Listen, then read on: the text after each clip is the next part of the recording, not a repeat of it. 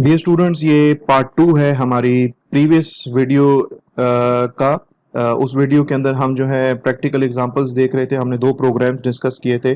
Practical example जिसके अंदर हम लोग डिफरेंट किस्म के जो मैथमेटिकल ऑपरेटर्स हैं उसको जो है उसकी हम प्रैक्टिस कर रहे थे। तो इस वीडियो के अंदर भी हम जो है मैथमेटिकल ऑपरेटर्स की प्रैक्टिस ही करेंगे और हम मज़ीद दो प्रोग्राम्स इस पार्ट के अंदर जो है वो डेवलप करेंगे, बनाएंगे, देखेंगे और उसका आउटपुट भी हम आपको जो है दिखाएंगे इस वीडियो के अंदर।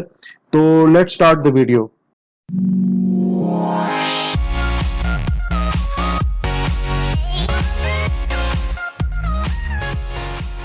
ओके डियर स्टूडेंट्स, यहाँ पे मैं आपको पहले तो प्रोग्राम जो है वो डिस्कस कर लेता हूँ कि हमने क्या प्रोग्राम बनाना है। ठीक है, यहाँ पे लिखा हुआ है कि यार if the marks obtained by a student in 5 different subjects are input through the keyboard, find out the aggregate marks and percentage marks obtained by the student. Last में sentence लिखा है assume that the maximum marks that can be obtained by a student in each subject is 100.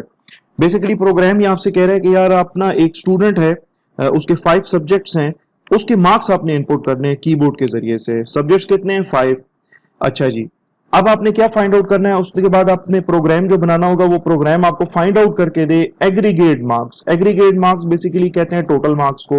And percentage marks obtained by the student. Percentage कैसे calculate होती है? Total marks, जितने आपके total marks हैं, आपने जो ऑब्टेन मार्क्स हैं आपके, सॉरी, जो आपने ऑब्टेन किए हैं उसको हम डिवाइड करेंगे टोटल मार्क्स के ऊपर। हर सब्जेक्ट के 100 मार्क्स हैं तो 5 सब्जेक्ट के 500 मार्क्स होंगे। ठीक है, तो आपके जितना भी आपका एग्रीगेट बनता है उसको हम 500 पे डिवाइड करेंगे।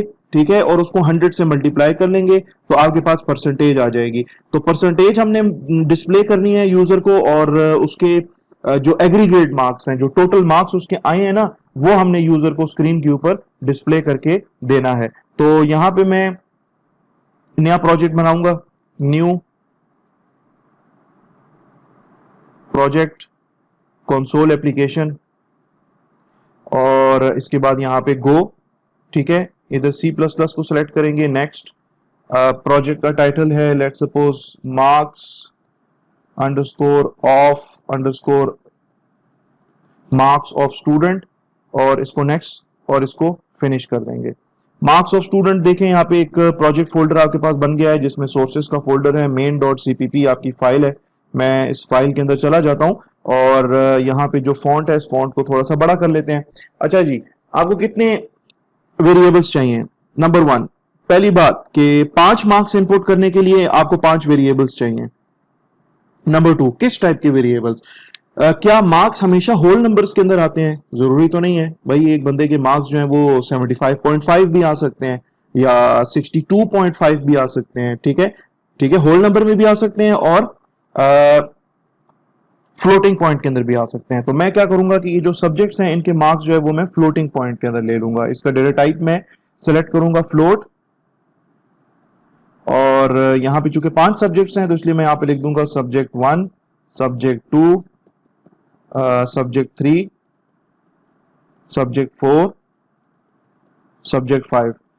एग्रीगेट मार्क्स या इसके जो टोटल मार्क्स हैं वो भी मैं डिक्लेयर कर लूंगा टोटल के नाम से। वो भी फ्लोट होगा, और आखिर में परसेंटेज नाम का एक वेरिएबल है, वो भी मैं डिक्लेयर कर लूंगा as a float variable. Okay जी, यहाँ पे ये ब्रैकेट जो है ये गलत जगह पे लगी हुई है, मैं इसको ठीक कर लेता हूँ। इंटीजर मेन के बाद ये करली ब्रेसेस होनी चाहिए।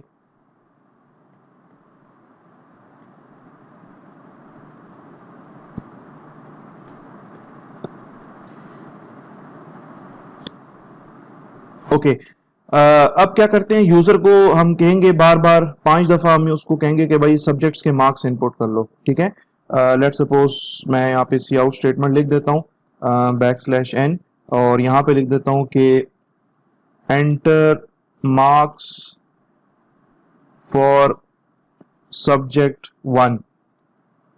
ठीक है, और यहाँ पे एंड l।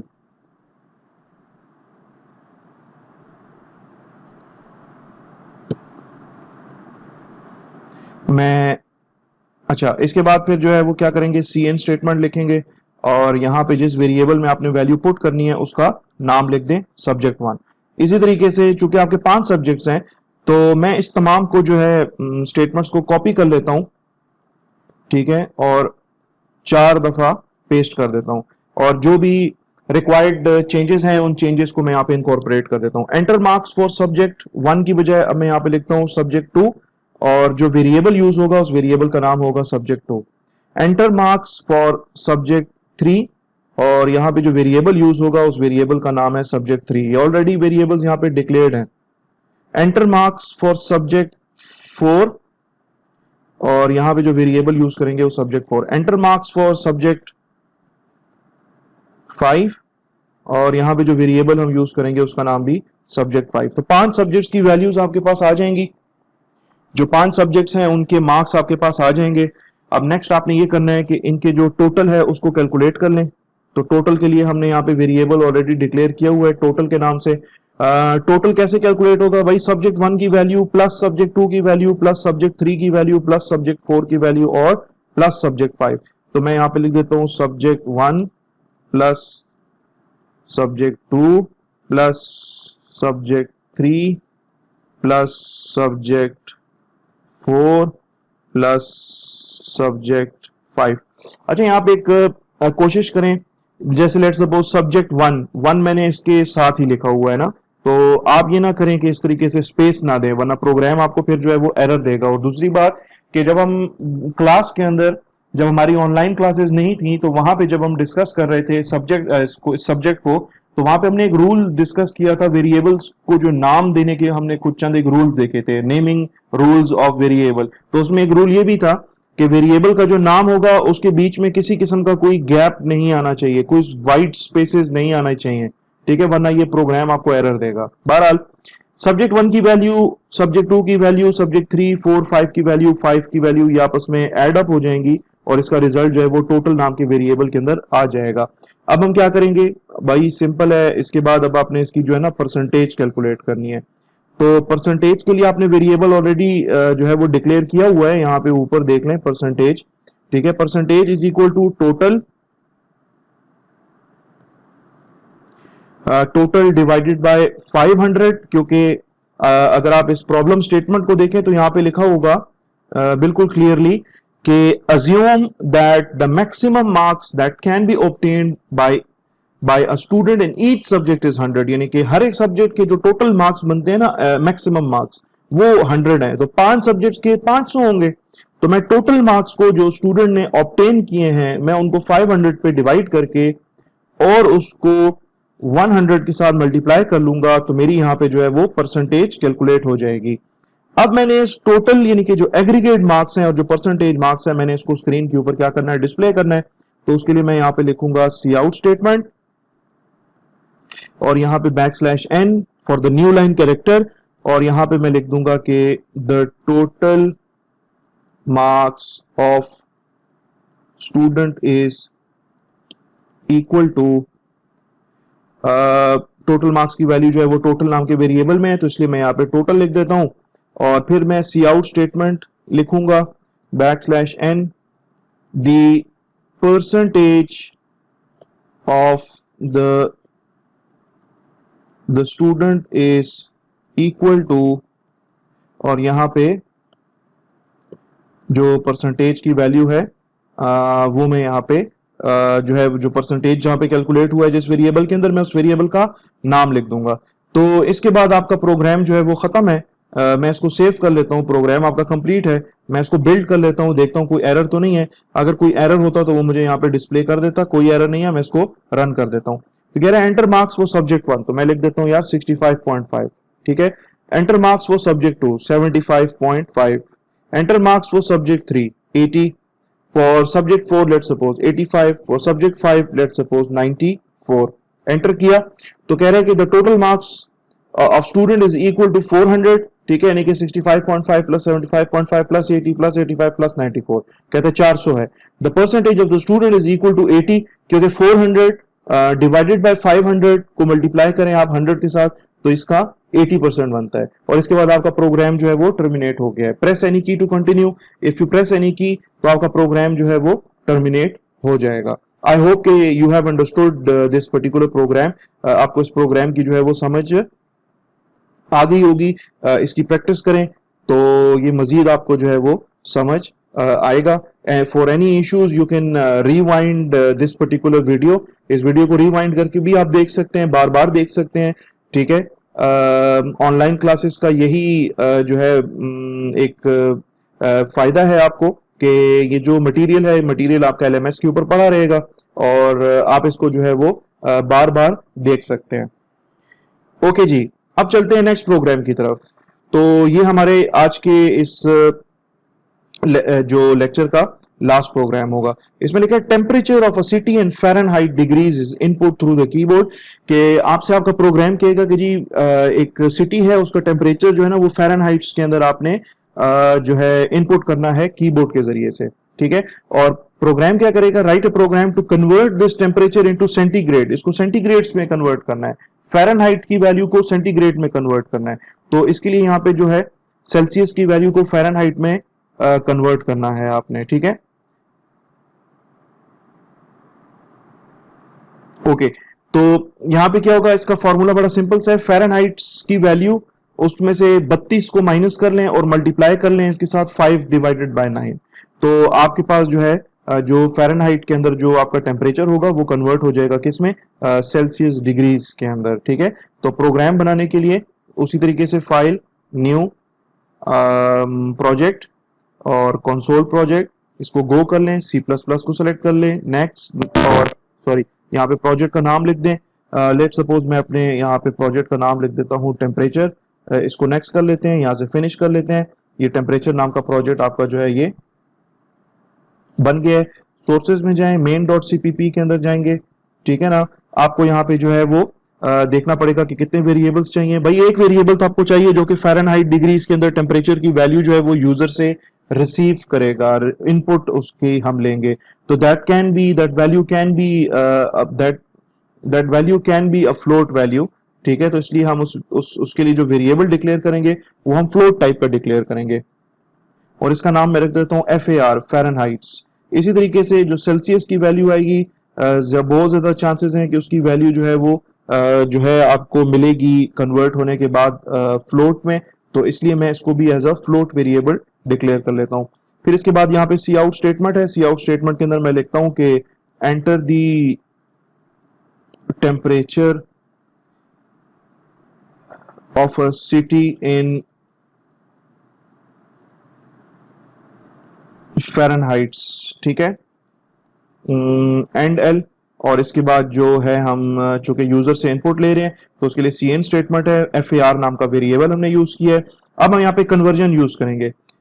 सेल्सियस नाम के वेरिएबल के अंदर मैं चाहता हूँ कि कन्वर्टेड वैल्यू जाके स्टोर हो जाए, उसमें असाइन हो जाए, तो इसलिए मैं लिख देता हूँ Celsius is equal to FAR minus 32, ठीक है। और ये मल्टीप्लाई होगी ये वैल्यू किसके साथ, 5 डिवाइडेड बाय 8 के साथ, ठीक है। तो इस तरीके से मैंने 5/8 को जो है वो ब्रैकेट में लिखा है, क्योंकि मैं चाहता हूं कि 5/8 जो है वो पहले एवेल्युएट हो जाए और इसके बाद इसका जो भी रिजल्ट होगा वो मल्टीप्लाई हो जाए, आपके फ़ारेनहाइट माइनस 32 के साथ। तो मैं यहाँ पे लिख देता हूँ फ़ारेनहाइट माइनस 32 को भी ब्रैकेट के अंदर। तो अब ये होगा कि ब्रैकेट्स के अंदर जो आपने अपनी एक्सप्रेशन लिखी है वो पहले एवेल्युएट होगी, यानी कि Fahrenheit minus 32 will be evaluated first, then 5 divided by 8 ये एवेल्युएट होगा, और इस ब्रैकेट का रिजल्ट और इस ब्रैकेट का रिजल्ट, ठीक है, वो जो इक्वेशन जो भी आई है फ़ारेनहाइट माइनस 32 की वैल्यू और 5 डिवाइडेड बाय 8 की वैल्यू, ये फिर आखिर में क्या होंगी, आपस में मल्टीप्लाई हो जाएंगी। तो मल्टीप्लाई होने के बाद इसका जो रिजल्ट होगा वो इस सेल्सियस नाम के वेरिएबल के अंदर आके स्टोर हो जाएगा, और मैं सेल्सियस नाम के वेरिएबल की जो वैल्यू है वो मैं यूजर को स्क्रीन के ऊपर डिस्प्ले कर दूंगा। तो मैं लिख दूंगा कि दी temperature in Celsius is equal to, यहां पे लिख देंगे सेल्सियस। ओके जी, इस प्रोग्राम को जो है हम सेव कर लेते हैं और इसको प्रोजेक्ट को जो है वो हम बिल्ड कर लेते हैं। कोई इश्यूज नहीं है। इसको अब हम रन कर लेते हैं। तो कह रहे हैं enter the temperature of a city in Fahrenheits. ठीक है, मैं 32 देता हूं, तो ये कह रहे हैं the temperature in Celsius is equal to 0। दोबारा रन कर लें, enter the temperature of city in Fahrenheits, मैं इसको 180 दे देता हूं, तो ये कह रहा है the temperature in Celsius is equal to 0। Okay, there is some problem in the program, I will pause this video और उसके बाद मैं जो भी प्रॉब्लम है उसको सॉल्व करके तो आपको भी बता दूंगा कि क्या प्रॉब्लम है। ओके डियर स्टूडेंट्स, मैंने क्या किया कि ये 5/9 जो मैंने लिखा था, मैंने इसको ब्रैकेट्स में लिखा था, मैंने ये इसके साथ से ब्रैकेट्स हटा दी। और इसमें एक छोटा सा इशू था, मैंने इससे पहले 5/8 लिखा था। अगर आप वीडियो रिवाइंड करें तो basically formula is not 5 divided by 8, it is 5 divided by 9। तो अब अगर मैं इसको बिल्ड कर लेता हूं और बिल्ड करने के बाद अगर मैं इसको रन करता हूं, तो enter the temperature of city in Fahrenheits, तो लेट्स सपोज मैं इसमें इनपुट कर लेता हूं 18.5। तो 18.5 का ही मुझे दिखा रहा है कि the temperature in Celsius is equal to -7.5। इसको कंफर्म कर लेते हैं। ठीक है, गूगल के ऊपर बजाय इसके कि कैलकुलेटर अभी हम यूज करें, इतना टाइम नहीं है। वैल्यू देख लेते हैं। Temperature in sorry, enter the temperature of city in Fahrenheits, Fahrenheits की वैल्यू है 18.5। ठीक है, तो मैं यहाँ पे फ़ारेनहाइट्स की वैल्यू दे देता हूँ 18.5। ठीक है, तो 18.5 फ़ारेनहाइट्स में और सेल्सियस में इसकी वैल्यू जो है वो -7.5 है। ठीक है, तो -7.5 इसने आपको यहाँ पे ये भी कैलकुलेट करके आपको दे रहा है। तो इस तरीके से आपका प्रोग्राम जो है वो यहाँ पे टर्मिनेट हो जाएगा। आज के लिए इतना काफ़ी है। हम लोगों ने काफ़ी एक्सरसाइजेस की हैं, काफ़ी हमने प्रोग्राम्स आज देखे हैं, जिसमें कि हम लोगों ने अरिथमेटिक ऑपरेटर्स को डिस्कस किया है। डिफरेंट अरिथमेटिक ऑपरेटर्स को डिफरेंट किस्म के मैथमेटिकल एक्सप्रेशंस के ज़रिए से हमने देखने की कोशिश की है। तो आज के लिए इतना काफ़ी है। ठीक है, इस वीडियो का लिंक जो है वो मैं इंशाल्लाह LMS के अंदर भी शेयर कर दूंगा। ये वीडियो जो है मेरे चैनल कोड विद फैसल के ऊपर भी अपलोड हो जाएगी। बस आप लोगों से एक रिक्वेस्ट है कि वीडियो जब भी आप देखें यूट्यूब के ऊपर तो कंप्लीट वीडियो देखा करें, उसको डायरेक्टली डाउनलोड ना किया करें, क्योंकि वीडियो जो है वो यूट्यूब पर ही पड़ी रहेगी, वो यूट्यूब से कहीं नहीं जा रही। मैं हमेशा के लिए उसको जो है इस अपने चैनल के ऊपर रखूंगा, कभी डिलीट नहीं करूंगा। तो उसको डाउनलोड करने की जरूरत नहीं है, आप एक दफा एटलीस्ट वीडियो देख लें, डाउनलोड आप बाद में भी कर सकते हैं। ठीक है, तो वीडियो कंप्लीट देखा करें, क्योंकि इसमें ये होता है कि वॉच टाइम का इशू होता है यूट्यूब के अंदर। आप जब वीडियोस को देखते नहीं हो यूट्यूब के ऊपर और उसको जब आप डाउनलोड कर लेते हो, तो जो कंटेंट क्रिएटर होता है या जिसने वीडियो अपलोड की होती है उसको फायदा नहीं होता। ठीक है, तो रिक्वेस्ट है कि आप काइंडली एक तो चैनल को सब्सक्राइब कर लें। चैनल का जो नाम है वो कोड विद फैसल है। और वीडियोस काइंडली कोशिश किया करें कि पूरी की पूरी जो है वो यूट्यूब के ऊपर ही देखा करें। और जहां तक डाउनलोड की बात है तो you can download the video at any time. Video तो कहीं नहीं जा रही, वीडियो यहीं पर ही है, कोई डिलीट नहीं कर रहा, मैं भी डिलीट नहीं करूंगा। Video will be available on this particular channel. तो आप इसको कहीं पर भी बाद में भी इसको फ्यूचर में जब भी चाहे आप इसको डाउनलोड कर सकते हैं। तो प्लीज एक रिक्वेस्ट है कि इस वीडियो को आप जो है वो शुरू से लेकर आखिर तक कंप्लीट देखा करें और मेरे इस चैनल को लाजमी तौर पे प्लीज सब्सक्राइब करें। और कोशिश करें कि इस वीडियो को जो है वो आप शेयर भी कर लें डिफरेंट जो आपके सोशल मीडिया प्लेटफॉर्म्स हैं, ताकि और लोगों तक भी ये जो वीडियो है और ये जो कंटेंट है ये उन तक भी पहुंच सके। और जिसने C++ की बेसिक प्रोग्रामिंग अगर सीखनी हो तो उसको भी आप उसके साथ भी आप शेयर कर सकते हैं, ताकि उसको भी इसका फायदा मिले। तो काफ़ी है आज के लिए, मिलते हैं नेक्स्ट वीडियो के अंदर। उस वक्त तक जो है आप अपना ढेर सारा ख्याल रखें। तब तक के लिए अल्लाह हाफिज़।